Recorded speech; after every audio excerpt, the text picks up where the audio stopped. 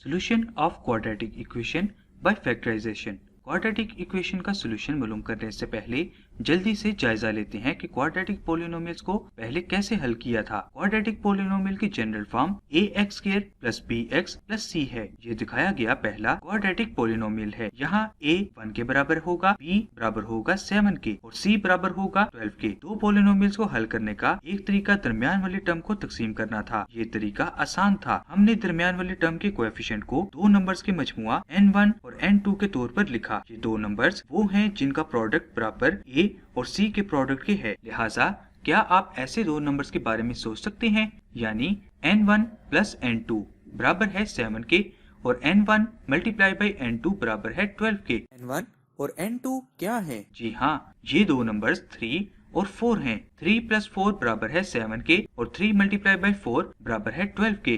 लिहाजा इस पोलिनोमियल को ऐसे लिखा जा सकता है। मिडिल टर्म एक्सपेंड करने से कुछ ऐसे दिखेगी। यहाँ हमने मिडिल टर्म को स्प्लिट किया है। 7x को 3x प्लस 4x की शक्ल में लिखा गया है। ये कैसे मददगार हो सकता है? एक्सपेंशन के बाद हम टर्म्स को इस तरह ग्रुप करेंगे और ये ग्रुपिंग कैसे मददगार हो सकती है? हम दोनों ग्रुप्स में कॉमन टर्म निकालना चाहते हैं। पहले ग्रुप में x कॉमन है और दूसरे में 4 कॉमन है। लिहाजा इसको ऐसे लिखा जा सकता है x into x plus 3 plus 4 into x plus 3। अब इस पोलिनोमियल में x प्लस 3 दोनों टर्म्स में कॉमन है। दोनों टर्म से इस कॉमन फैक्टर को निकालने से हमें ये हासिल होता है। लिहाजा ये क्वाड्रेटिक पोलिनोमियल इसमें फैक्टराइज हुआ है। इस पोलिनोमियल्स के दो फैक्टर्स x प्लस 3 और x प्लस 4 हैं। अगर आपने पोलिनोमियल्स की तकसीम के इस अमल को समझ लिया है तो क्वाड्रेटिक इक्वेशन का रूट मालूम करना बहुत आसान है। अब फर्ज करें कि हमारे पास जो क्वाड्रेटिक इक्वेशन है वो x² plus 7x plus 12 is equal to 0 है और हमें इसके रूट्स मालूम करने हैं। रूट्स का मतलब है कि x की वैल्यू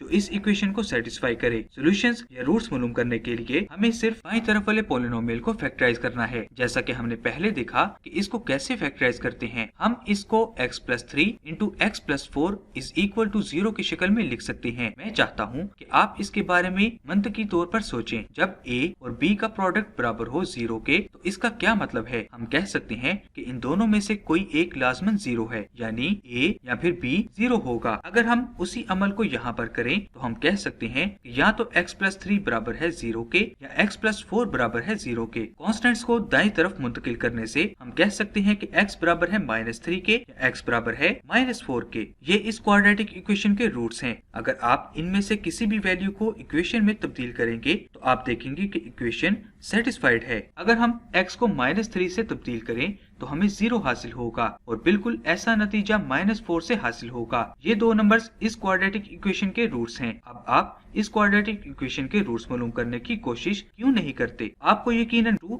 और -3 की शक्ल में रूट्स हासिल होंगे। जो तरीकाकार आपने देखा वो क्वाड्रेटिक इक्वेशन का फैक्टराइजेशन के जरिए सोल्यूशन मालूम करना है। हमने बाएं तरफ वाले पोलिनोमियल्स को फैक्टराइज किया और हर लीनियर फैक्टर को 0 के साथ इक्वेशन की शक्ल में लिखा। क्या क्वाड्रेटिक इक्वेशन का सोल्यूशन निकालने का कोई और तरीका भी है? हम ये आगे देखेंगे।